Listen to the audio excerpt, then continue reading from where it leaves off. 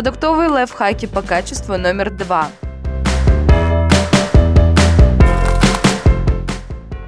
Первое. Свежая рыба.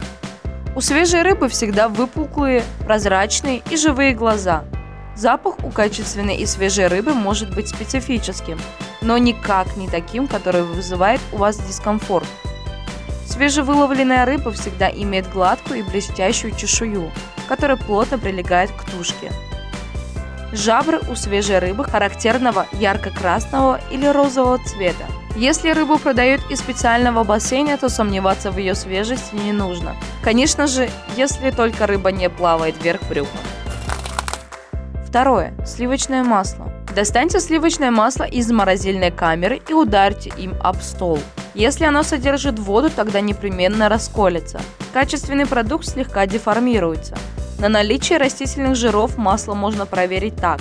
Налейте на него небольшое количество теплого разведенного 50% спирта.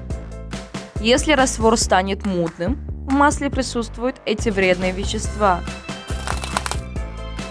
Третье. Яйца. Положите яйца в банку с водой. Если они свежие, тогда пойдут ко дну. Если нет, всплывут. Тыква.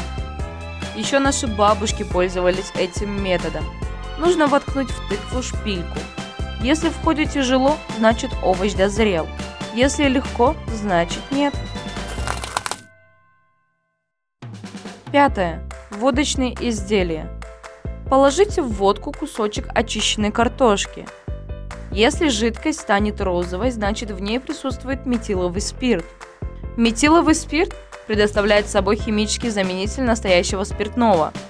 Его используют в лакокрасочной промышленности и производстве химических средств. Он очень токсичен для организма. Но, несмотря на это, недобросовестные производители продолжают использовать его в пищевой промышленности. Так что выбирайте сами, что в этой жизни вам важней. А как вы проверяете качество продуктов? Расскажите нам. Не забудьте рассказать друзьям об этих лайфхаках.